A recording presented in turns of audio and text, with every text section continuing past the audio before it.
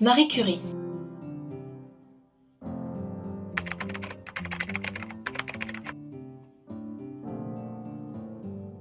Née en 1867 à Varsovie dans l'actuelle Pologne, de deux parents professeurs, Maria Sklodowska se plonge dans les études avec d'excellents résultats, mais la situation financière de sa famille ainsi que la situation sociale de l'époque dans son pays la confrontent à de nombreuses difficultés pour accéder aux études supérieures. Ainsi, elle et sa sœur partent en France pour travailler et étudier.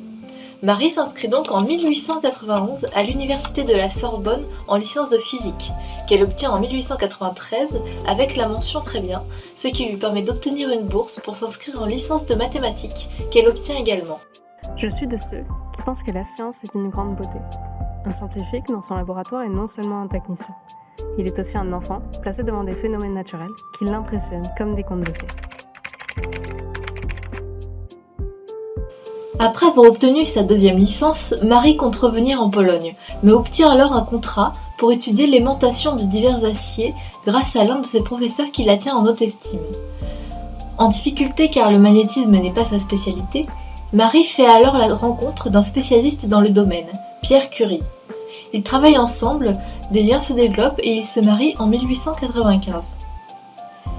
Elle entame ensuite sa thèse sur ce que l'on appelait alors les rayons uraniques, découverts par Henri Becquerel, phénomène qu'elle nommera la radioactivité.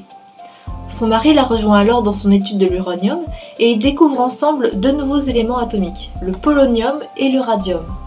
Cette découverte et son étude de la radioactivité lui vaudra, à elle ainsi qu'à son mari et à Becquerel, le prix Nobel de physique en 1903. En 1909, elle devient professeure titulaire en physique à la Sorbonne. Elle continue ses travaux seule après la mort de son mari et obtient à nouveau un prix Nobel en chimie en 1911. Pendant la Première Guerre mondiale, Marie s'implique auprès des chirurgiens pour étendre l'usage des rayons X afin de localiser les fragments métalliques dans les soldats blessés.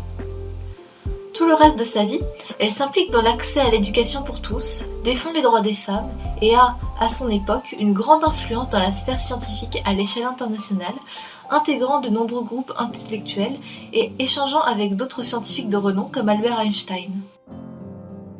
Malheureusement, les effets néfastes de la radioactivité sur le corps humain étant alors méconnus, Marie ne s'en était jamais protégée et sa santé se dégrade.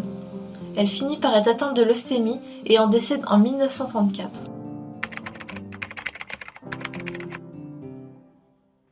On ne fait jamais attention à ce qui a été fait. On ne voit que ce qui reste à faire. La vie n'est facile pour aucun de nous. Mais quoi ? Il faut avoir de la persévérance et surtout de la confiance en soi. Il faut croire que l'on est doué pour quelque chose et que cette chose, il faut l'atteindre coûte que coûte. Si vous voulez suivre les pas de Marie Curie, vous pouvez vous orienter vers les secteurs de la chimie, de la physique des matériaux ou bien de la physique des ondes.